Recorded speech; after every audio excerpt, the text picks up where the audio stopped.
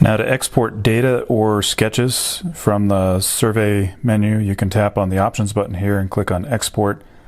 You have a choice of scalable vector graphics or theory and scrap files for the sketches.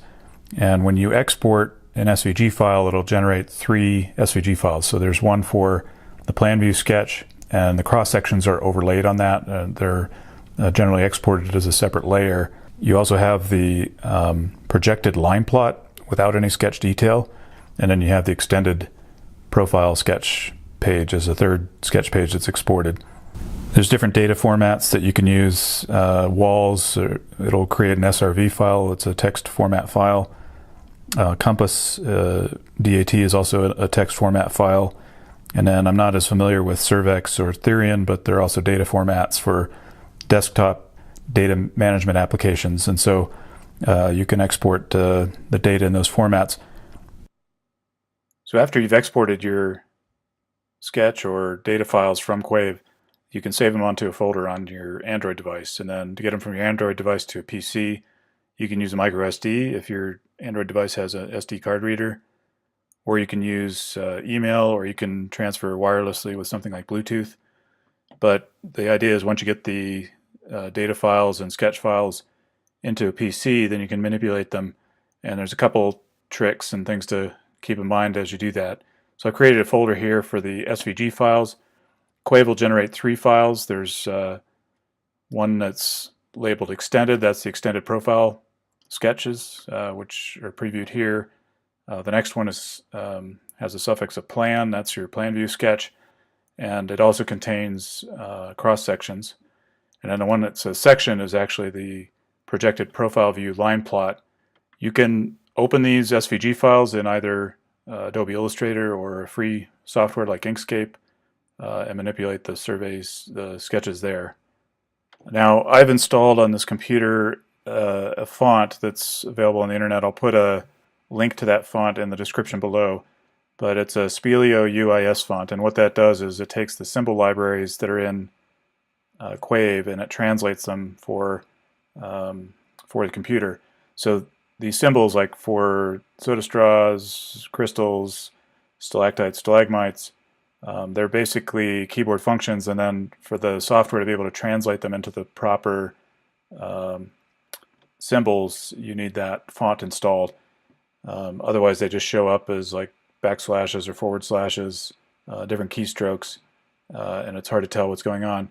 The font will also interpret some of the line symbols. So here you can see where a ledge symbol was used, a floor ledge, and the font will translate that into the proper floor ledge.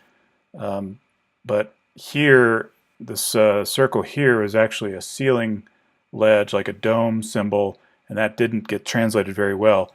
So again, what I prefer to do with ledges, floor ledges and ceiling ledges both, is just to hand draw them. So here's an example in blue where I've drawn a floor ledge, and then here's a ceiling ledge over here. These will always translate. You don't need to use a font. So that's my preference, is to draw in the Qave software, just to hand draw those things, to hand draw things like slope symbols and rock symbols as you would on paper, and not worry about the Spelio UIS font translation. So you can also open these SVG files in a program like Illustrator. In Illustrator you'll have different layers, and so you can go in and choose, there'll be layers. That's the layer for the cross sections. That's a layer for the station names.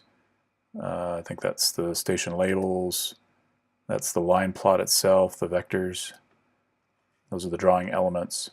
So anyway, you can choose things in different layers if you'd like, but generally what I do when I bring in sketches into Illustrator is I don't try to use the drawing elements that I used in the Qave. I'll sort of trace or redraw these onto the finished map. Walls will export as an SRV file, which is just a survey file. So here's the SRV file, survey file. It's basically a text format file, but it's got the date of the survey, survey team, and then you've got survey shots as well as splay shots. So the main difference is the splay shots have a from station, but there's no to station. The to station is left empty, and the software handles that reasonably well. So you don't have to do a whole lot of manipulation of the data in order to incorporate this into a project file. Now Qave will also export data in Compass format as a DAT file. You can navigate to that and open it. And I've found that there's a number of issues with formatting of this data. So what happens with the survey shots is Qave exports splay shots, and it's not allowed in Compass to have the to station empty. And so what Qave does is it adds a to station for the splays, but for every splay it gives it the same to station. So what that does in effect is create a bunch of bad loops. Even if it's length excluded, which is sort of in there by default, the software can't really tell the difference since all of the splay shots go to this station A0 and then lowercase a. It might work if you said A, B, C, and D, but Compass just isn't set up to handle splay shots effectively. So the best thing to do is to go into, use a notepad or text editor and go in and just delete the splay shots and then bring it into Compass and work with it. So that's what I'd recommend. Get rid of all the splays. Anything with the length excluded here is a splay. Get rid of that data before you start working with it in Compass.